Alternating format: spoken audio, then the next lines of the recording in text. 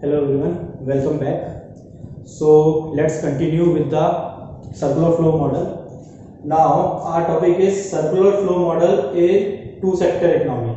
So basically, as you know, the circular flow model is only depending on two sector, which is producer sector and household sector.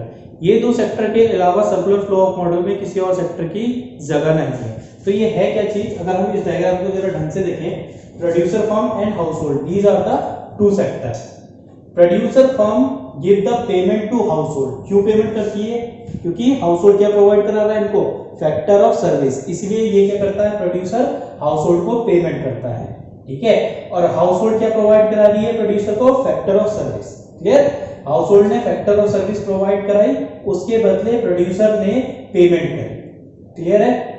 Now producer क्या कर रहा है, sale of good to household. क्या कर रहा है producer, अपने जो गुड्स बनाया उसने फाइनल गुड्स बनाया है उसको सेल कर रहा है किसको, हाउसहोल्ड को. और हाउसहोल्ड उसके बदले क्या कर रहा है, एक्सपेंडिचर, यानी हाउसहोल्ड ने जो इनकम कमाई है उसको वो स्पेंड कर रहा है किसके ऊपर, सेल ऑफ गुड्स, यानी जो वो प्रोड्यूसर से सामान खरीद रहा है उसके बदले एक्सपेंडिचर कर रहा है. तो इसीलिए इसको टू सेक्टर इकोनॉमी भी कहा जाता है, क्योंकि इसमें सिर्फ दो ही सेक्टर का काम है, जो कि है producer sector and household sector. Clear. Let's talk about the assumption of this model. First assumption कहती है there are only two sector in the economy, यानी कि आप देख सकते हैं यहाँ पे कौन से सेक्टर है, दो, producer sector and household sector. तो फर्स्ट इसकी जो अजम्पशन है वो क्या है, there are only two sector.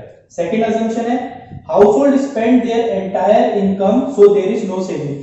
इस मॉडल में हम यही अज्यूम करके चलते हैं कि हाउसहोल्ड ने जो पैसा कमाया है वो उसने स्पेंड कर दिया है कंजप्शन ऑफ गुड्स के लिए, यानी वो सारा पैसा किसको दे दिया है, उसने प्रोड्यूसर को दे दिया है कंजप्शन ऑफ गुड्स के लिए. तो यहाँ पर सेविंग जीरो है, यहाँ पर हम सेविंग को जीरो ही मानते हैं.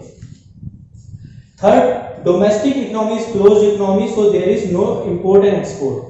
जो ये सर्कुलर फ्लो ऑफ मनी है या सर्कुलर फ्लो ऑफ मॉडल हम जो बोलते हैं इसको, ये डोमेस्टिक मॉडल में आता है, यानी डोमेस्टिक इकोनॉमी में, देश के अंदर. डोमेस्टिक का मतलब particular activity done in an domestic territory, यानी एक कंट्री के अंदर जो भी बिजनेस एक्टिविटी हो रही है उसी को हम डोमेस्टिक एक्टिविटी कहते हैं. तो यहाँ पर इंपोर्ट और एक्सपोर्ट का कोई काम ही नहीं है, क्योंकि देखिए प्रोड्यूसर जो भी गुड्स प्रोड्यूस कर रहा है वो किसको दे रहा है, हाउसहोल्ड को. हाउसहोल्ड कहाँ है, कंट्री के अंदर ही है. और हाउसहोल्ड जो भी पैसा खर्च कर रहा है वो किसको दे रहा है, प्रोड्यूसर को. प्रोड्यूसर भी कहाँ है, कंट्री के अंदर ही है. यहाँ पर इंपोर्ट एंड एक्सपोर्ट, यानी बाहर की कंट्री से कोई हम सामान ना तो खरीदते हैं ना उनको बेचते हैं इस इकोनॉमी के अंडर में.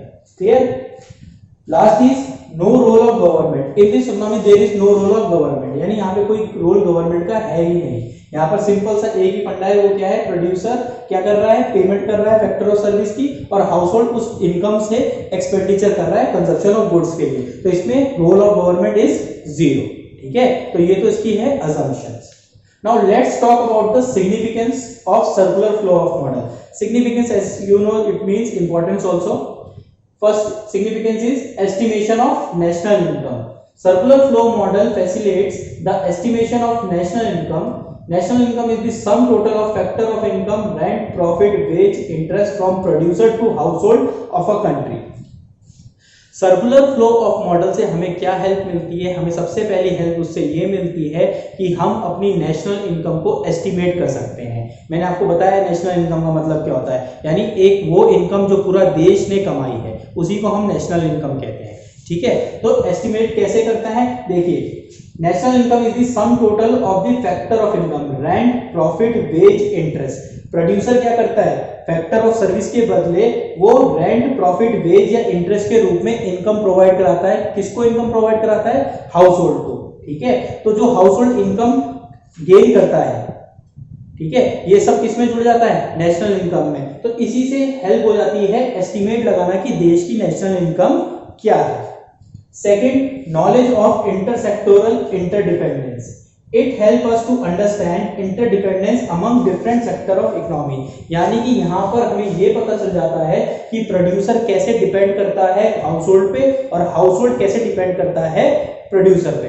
जैसे कि हम यहाँ देख सकते हैं, we learn how producer is depend on household. Producer household के ऊपर कैसे डिपेंड है, फैक्टर ऑफ सर्विस के लिए, यानी जो factor of service household provide कराएगा प्रोड्यूसर उसी से अपने गुड्स को प्रोड्यूस करेगा.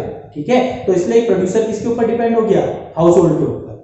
We learn how household is depend on producer, कैसे, गुड्स के लिए। जब जो प्रोड्यूसर सेक्टर है वो क्या प्रोवाइड कराता है हाउस होल्ड को, गुड्स।